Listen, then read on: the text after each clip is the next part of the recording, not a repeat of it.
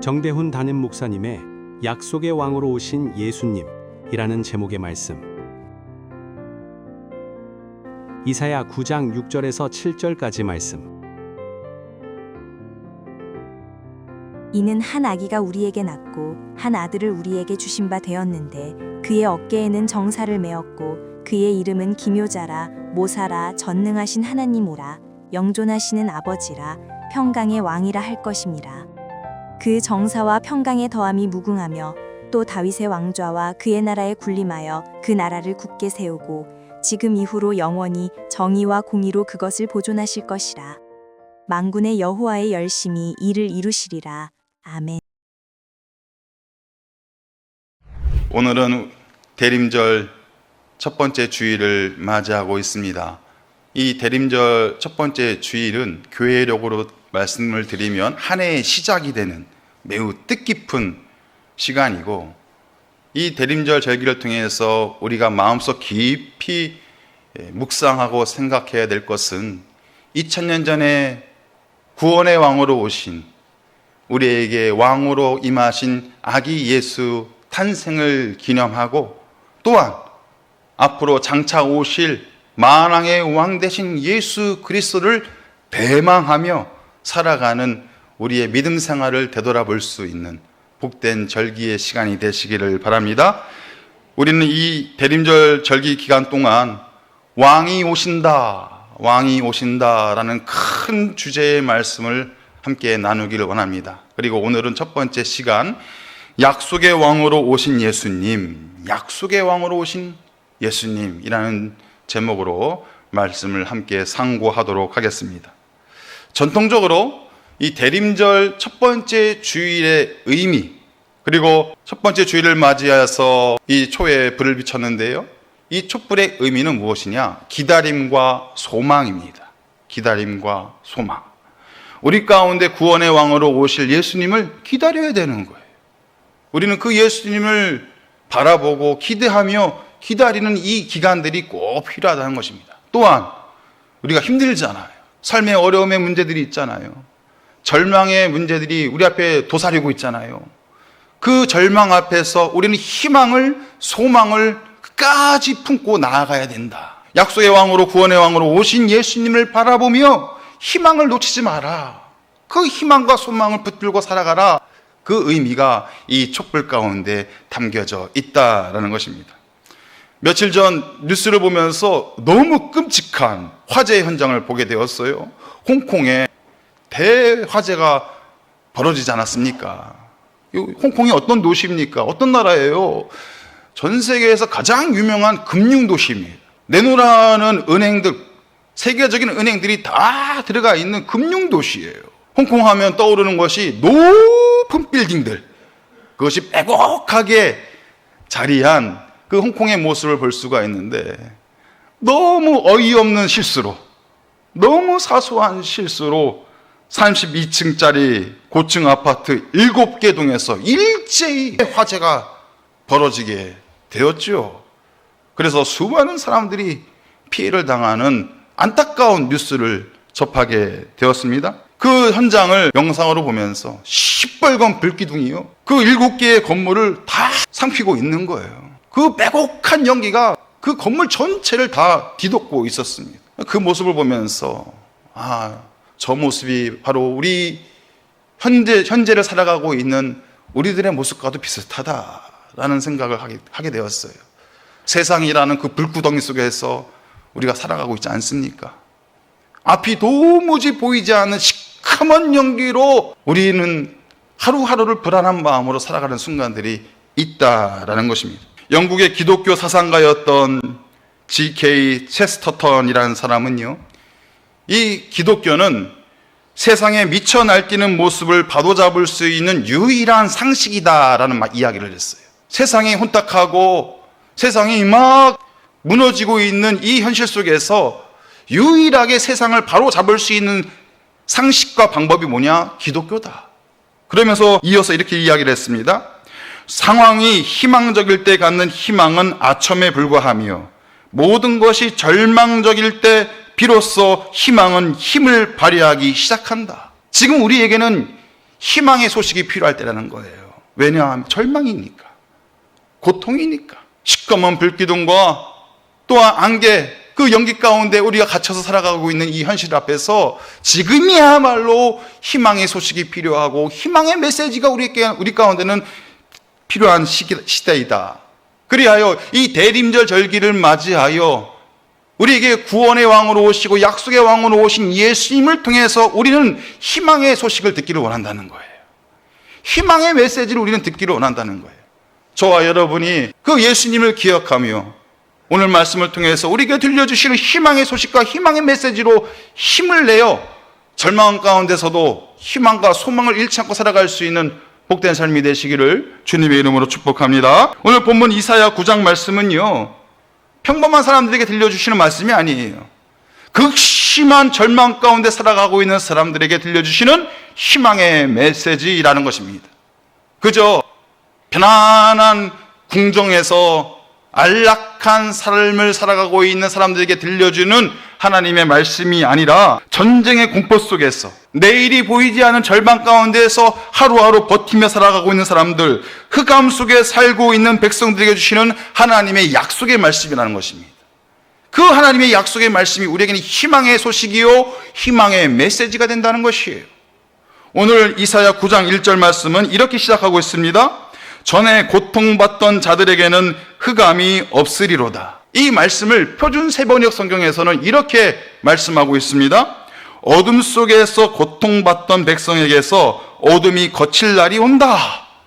우리는 지금 다 어둠 가운데 있다는 거예요. 흑암의 고통 가운데는 살아가고 있다는 것입니다. 그러면서 9장 2절에서 이어서 말씀하고 있습니다. 흑암에 행하던 백성이 큰 빛을 보고 사망의 그늘진 땅에 거주하던 자에게 빛이 비치도다. 흑암에 있던 백성들, 사망의 그늘진 땅에서 살아가고 있는 자들에게 희망의 빛이 비춰질 것이다. 우리에게 예언하고 우리에게 선포하고 있다라는 것입니다. 당시 이스라엘 민족들은요, 아수르 제국이라는 넘볼 수 없는, 감히 상대해 볼 수 없는 거대한 제국에 공격을 받고 짓밟히고 있었어요. 우리가 잘 알고 있는 것처럼 이스라엘 민족, 그 나라를 생각하면 가장 북쪽에 있던 지역이 바로 갈릴리 지역이었습니다. 갈릴리 땅이었어요. 오늘 이사야 9장에서는 그 땅을 스불론과 납달리 땅으로 소개하고 있어요. 이 스불론과 납달리 땅, 이 갈릴리 땅은요, 사망의 그늘진 땅이었다라는 거예요. 왜 그럴까요? 날마다 아수르가 공격해 오는 거예요. 날마다 대적들로부터 공격을 받는 것입니다. 날마다 그 땅 가운데는, 그 지역 가운데는 죽음의 곡소리가 멈추지 않았다라는 거예요.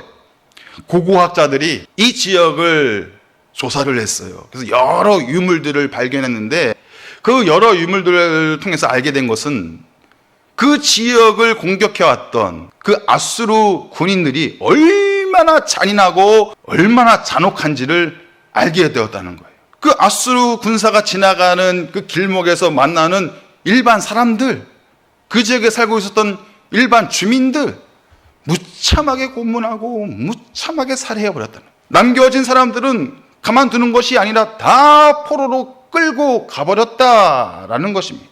바로 그 스불론과 납달리 땅에 살던 갈릴리 사람들은 하루하루가 지옥과 같은 삶이었어요. 편안한 인생이 아니었다는 것입니다. 시뻘건 불덩이와 또한 시커먼 그 연기 가운데 앞을 볼 수 없는 그런 불안한 인생을 살아가고 있었다라는 거예요. 그래서 오늘 2절 말씀처럼 사망의 그늘진 땅이었다, 그런 표현이 나오고 있는 것입니다. 그 땅에 살고 있었던 백성들은 어떤 탄식을 할 수밖에 없었을까요? 하나님이 우리를 버리셨다. 하나님이 우리를 잊으셨다. 우리에게는 더 이상 희망이 없다. 그것이 그 땅을 살고 있었던 백성들의 고백이요 탄식이었다는 것입니다. 그러나 하나님은 놀랍게도 이 핍박받고 있는 땅, 갈릴리, 사망의 그늘진 땅, 버림받고 희망이 없는 땅에 희망의 빛이 비춰질 것이다 라고 이사야 선지자를 통해서 선언하고 계시는 것입니다. 이것을 약속하고 계시는 거예요. 너희의 고통받는 그 땅이, 사망의 그늘진 그 땅이 이제는 희망의 빛으로 비춰질 것이다. 그리고 그 말씀과 예언과 약속이 700년 후에 예수님의 등장으로 그 말씀이, 그 예언이, 그 약속이 그대로 이루어지는 것입니다. 예수님이 탄생하시고 그리고 공생의 사역을 시작하시면서 첫 번째 방문했던 지역이 바로 갈릴리 가버나움이에요. 사망의 땅이었어요. 탄식만 있는 땅이었어요. 저주받은 땅이었어요. 지옥과 같은 땅이었어요. 그 땅을 향해서 하나님께서 희망의 빛을 선포하셨고 700년 후에 예수님의 등장으로 그 땅 가운데 새로운 희망의 빛이 비춰지게 되는 것입니다. 예수님이 공생애를 시작하면서 갈릴리 가버나움에서 첫 번째 선포하신 말씀이 있어요. 회개하라, 천국이 가까웠느니라. 지옥과 같은 땅이고 저주받은 땅이고 사망의 그늘질 땅이지만 이 땅 가운데 천국이 임할 것이다. 예수님께서 선포하시는 것입니다. 예수님의 이 말씀과 약속이 우리에게는 어떤 위로와 희망이 될까요? 우리도 각자의 삶 속에서 사망의 그늘진 땅, 갈릴리 땅, 그 존재가 우리 앞에 떡하니 버티고 있을 때가 있다는 거예요. 우리의 마음을 고통스럽게 하고 있는 삶의 문제들이 있다는 것입니다. 우리가 도무지 해결할 수 없는 커다란 문제들이 있다는 거예요. 누구도 나를 도와줄 수 없는 그 복잡한 문제들이 우리 앞에 놓여져 있다는 것입니다. 이 인생의 문제와 고비고비가 마치 아수르의 발자국처럼 내 가정을 짓밟고 내 마음을 짓밟고 우리를 고통스럽게 할 때가 있다라는 것입니다. 이런 상황에서도 우리는 어떤 마음으로 살아갈 수 있겠습니까? 똑같아요. 하나님이 우리를 잊으셨나 보다. 하나님이 나를 잊으셨나 보다. 내 인생 가운데는 아무런 희망이 안 보이는구나. 그런 탄식이 우리의 마음속에도 들려올 수 있다는 것입니다. 그러나 어둠이 깊어질수록 빛은 더 분명하고 선명하게 보이는 법이십니다. 우리의 삶의 자리가 절망의 땅, 사망의 그늘질 땅, 고통의 땅이라고 할지라도 우리에게 말씀하시고 약속하신 희망의 빛이 예수님을 통해서 우리의 인생을 밝히시는 것이고 우리의 가정을 밝히시는 것이고 우리의 심령을 밝히고 있음을 믿으시길 바랍니다. 내가 볼 때는 지옥과 같지요. 내가 볼 때는 저주받은 땅인 것 같지요. 예수님이 찾아오셔서 말씀하시는 거예요. 두려워하지 말아라. 나를 믿으라. 이곳 가운데 너의 심령 가운데 천국이 임하였느니라. 그 천국의 빛을 우리에게 비춰주고 계시는 것입니다. 그렇다면 우리에게 약속의 왕으로 오시는 예수님은 과연 어떤 분이실까? 어떤 모습으로 우리에게 찾아오시는 분이실까요? 오늘 본문 6절 말씀에서 이렇게 말씀하고 있습니다.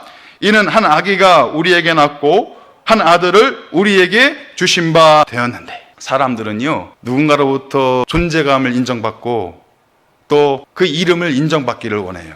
특별히 정치인들이나 연예인들을 보면요, 이분들이 가장 예민하게 생각하는 것이 뭐냐면 내 지지자가 있나? 나를 좋아하는 팬들이 있나? 왜냐하면 그 지지자들로부터 팬들로부터 박수와 환호와 환영을 받아야만 내가 성공했다라고 생각하기 때문입니다.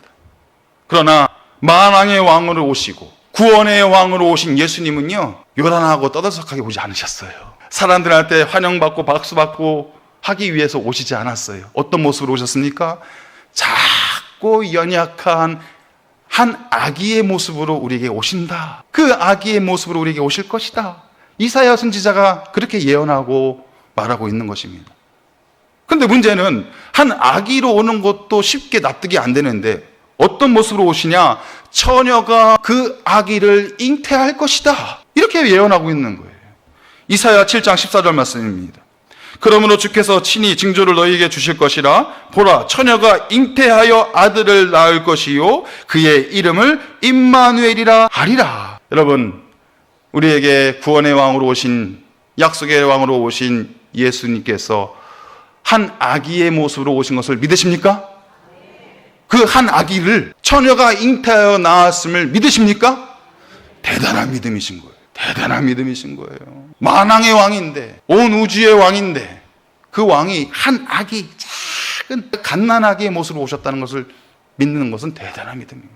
우리가 예수님을 만나고 예수님을 믿게 되는 여러 순간들이 있어요. 예수님께서 병든 자를 고치시고 상처받은 자를 위로하시면서 그 이야기를 들으면서 우리는 예수님을 만나고 예수님을 믿을 수 있어요.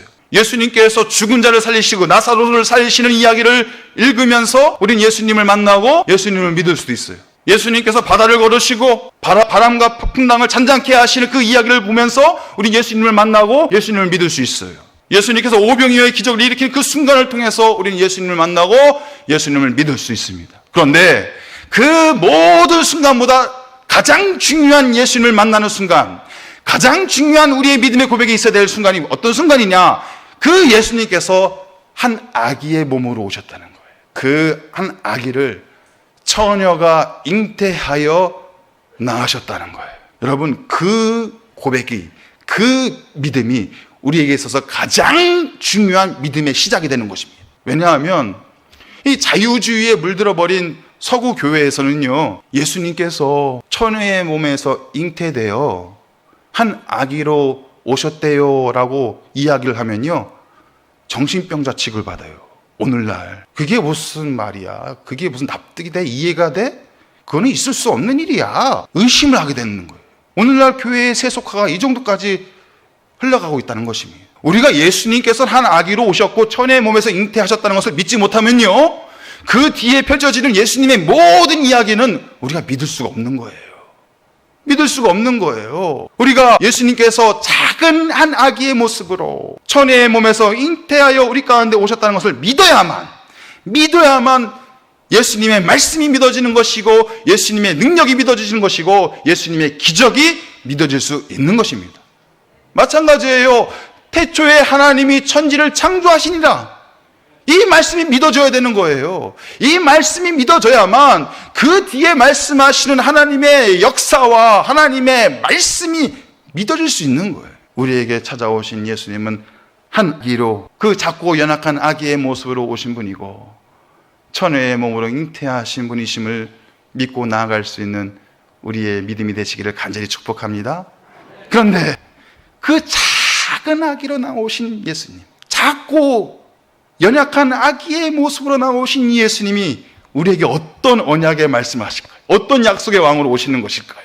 그 신비로운 작고 연약한 아기로 오신 예수님께서 우리에게 약속하시는 그 신비로운 말씀이 6절 말씀에 계속되고 있습니다. 우리 6절 말씀을 함께 봉독하겠습니다. 이는 한 아기가 우리에게 낳고 한 아들을 우리에게 주신 바 되었는데 그의 어깨에는 정사를 메었고 그의 이름은 기묘자라 모사라 전능하신 하나님이라 영존하시는 아버지라 평강의 왕이라 할 것임이라. 아멘. 한 아기의 몸으로 오신 예수님, 그것이 의미하는 것이 무엇이냐? 예수님은 참 인간이시면서 참 하나님이시다라는 것을 상징적으로 드러내는 거예요. 한 아기의 몸으로 오셨다는 것은 저와 여러분과 똑같은 분이라는 거예요. 완전한 인간이라는 거예요. 그것이 무엇을 의미하는 것입니까? 예수님만이 저와 여러분들을 100% 공감하실 수 있는 분입니다. 저와 여러분들을 100% 이해하시는 분이에요. 우리의 모든 상황을 함께 공감하시고 이해하시는 분이라는 거예요. 우리의 모든 인생의 순간을 함께 웃고 기뻐하며 함께 슬퍼하신다는 거예요. 이것이 참 인간 예수님의 모습이라는 것입니다.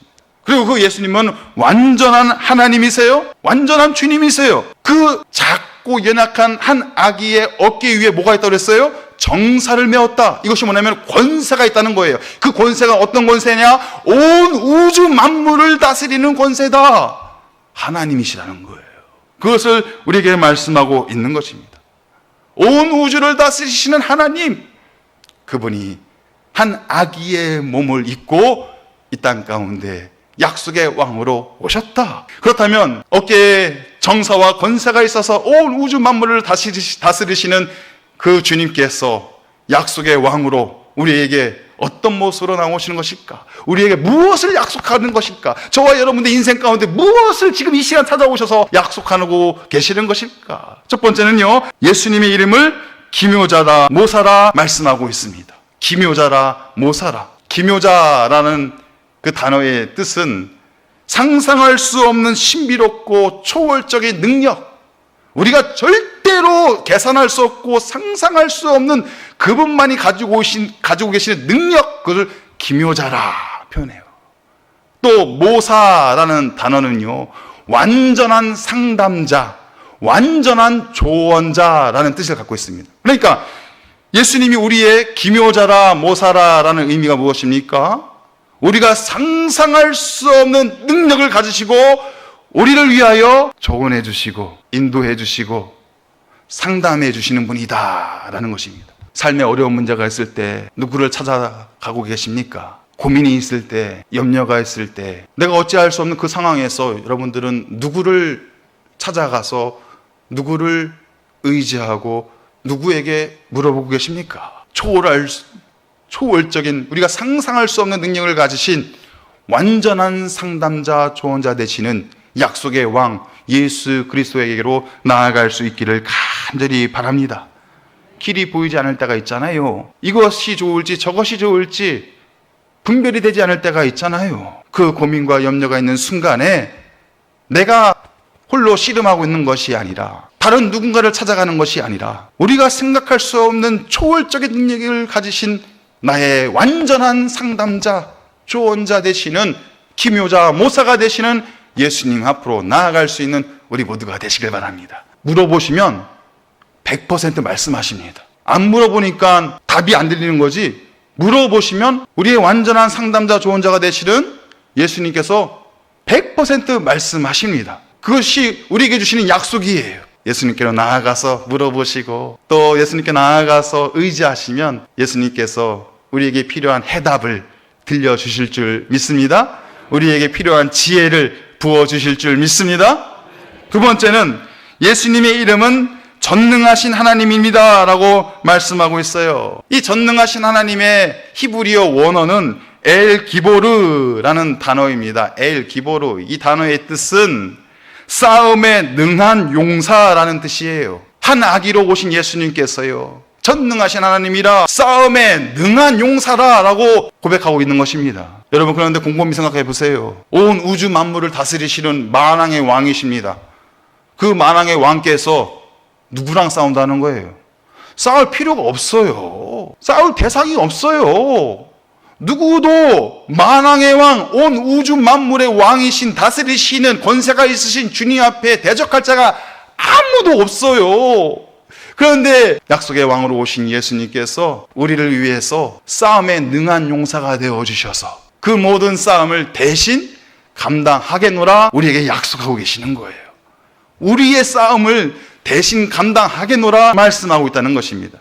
여러분, 얼마나 많은 싸움과 전쟁이 우리 앞에서 펼쳐지고 있습니까? 그 모든 싸움 앞에서 우리는 어떤 마음으로 나아가야 될까요? 주님께서 약속하셨어. 싸움에 능한 용사, 우리 전능하신 하나님께서 내게 약속하셨어. 나를 위하여 싸우겠노라. 그 승리를 나에게 주겠노라 약속하셨어. 그 마음으로 살아갈 수 있어야 된다는 것입니다. 풀리지 않는 문제가 있으십니까? 걱정스러운 염려가 있으십니까? 주님 앞에 나아가 담대히 선언하시고 선포하시기를 간절히 바랍니다.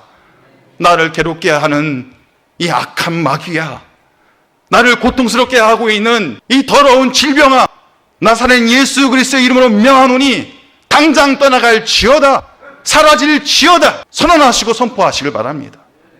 그럼 누가 우리를 위해서 싸우실까요? 싸움에 능한 용사, 전능하신 하나님께서 그 기도의 음성을 통해서 일하시고 역사해 주실 줄 믿습니다. 이 약속을 의심치 않고 살아갈 수 있는 우리 모두가 되시기를 바랍니다. 세 번째, 예수님의 이름은 영존하시는 아버지라 라고 말씀하고 있습니다. 영존하시는 아버지라. 예수님은 우리의 영원한 아버지다 라는 표현이에요. 요즘 현대를 살아가는 사람들은요, 고아의식을 가지고 있답니다. 고아의식. 그게 뭐냐면 친구들로부터 왕따를 당할 것 같은 불안감, 동료들로부터 따돌림을 받을 것 같은 불안감, 가까운 사람들로부터 버림을 받을 것 같은 불안감, 이 불안한 마음에 고아의식을 갖고 살아가고 있다는 거예요. 외로운 인생을 살아가고 있다는 것입니다. 그러나 오늘 분명하게 우리에게 약속하고 계십니다. 예수님은 우리의 영존하시는 아버지가 되심이라. 우리의 영원한 아버지가 되심이라. 한순간도 우리를 버리지 않고 떠나지 않고 함께 하시는 아버지가 될 것이라 우리에게 말씀하고 계십니다. 우리의 육신의 아버지들은 언젠가 쇠약해지고 우리의 곁을 떠나는 순간이 있을 거예요. 하지만 영존하시는 아버지, 영원하신 아버지는 우리의 곁을 한순간도 떠나지 않으십니다. 우리를 외롭게 살도록 하지 않으신다는 거예요. 사랑하는 성도 여러분, 우리는 세상 끝날까지 결코 혼자가 아님을 기억하시고 내 옆에 항상 함께 하시는 영원하신 아버지, 약속의 왕 예수 그리스도와 함께 살아갈 수 있는 우리 모두가 되시기를 바랍니다. 넷째, 예수님의 이름은 평강의 왕이다 소개하고 있습니다. 평강의 왕이라. 세상은 온통 전쟁터 같아요. 뉴스를 딱 틀면 무역 전쟁이다, 외교 전쟁이다, 또 영토 전쟁이다. 들려오는 소식은 다 전쟁 이야기예요.